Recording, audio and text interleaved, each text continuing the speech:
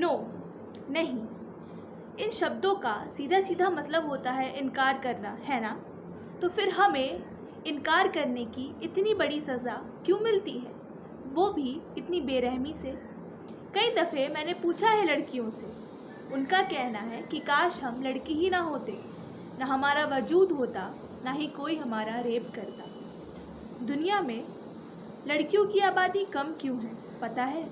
क्योंकि कुछ को हम पैदा होने से पहले मार देते हैं, कुछ को पैदा होने के बाद, और जो बच जाती हैं उनका तो एक ना एक दिन रेप ही हो जाता है। और या तो उन्हें कोई मार देता है या तो वो शर्म से ऐसे ही मर जाती है। मेरा जिस्म कोई खिलौना नहीं जो खेल लिए और निकल गए। अरे औरत तो वो है जिसमें तुम्हारी माँ की ममता बसती है। औरत वो है जो रिश्तों का बीज बोती है। औरत वो है जो तुम्हें खिलाकर खुद खाली पेट सोती है। और उसी औरत को तुम जकड़ते हो, पकड़ते हो, मारते हो, पीटते हो, जलाते हो, फूंकते हो, और उसकी जो शान होती है ना, उसे चूर चूर कर देते हो। और ताजुब की बात तो ये है कि तुम्हारी रूह भी नहीं कांपती।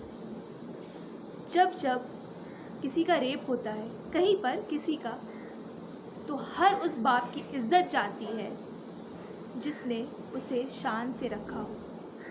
स्त्री का बहिष्कार हर बार क्यों? स्त्री पर अत्याचार हर बार क्यों? स्त्री रहे लाचार हर बार क्यों?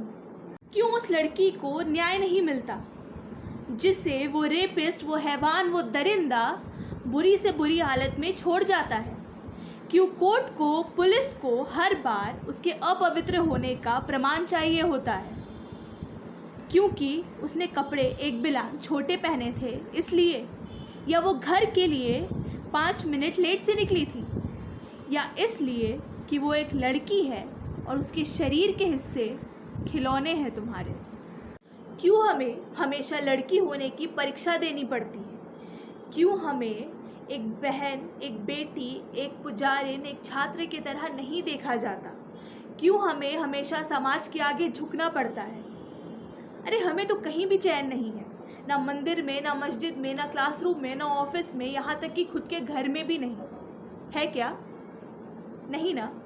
कोई जवाब है आपके पास? नहीं ना? होगा भी कैसे?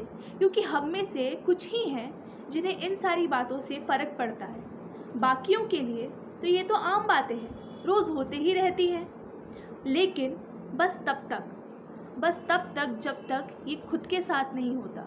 ये सारी घटनाएं जब तक खुद के साथ नहीं होती, ये सारी आम बातें ही लगती हैं, है ना?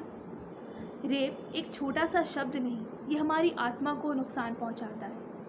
अरे अगर हम कुछ कर नहीं सकते तो कम से कम अपनी संतान को इस तरह तो बना सकते हैं कि कोई औरत, भले तुम्हारी गर्लफ्रेंड हो, फ्रेंड हो, बीवी हो, या एक अनजान लड़की ही क्यों ना हो, तुम उसकी इज्जत को अपनी इज्जत समझना और उसकी इज्जत के साथ कभी खेल ना करना। धन्यवाद।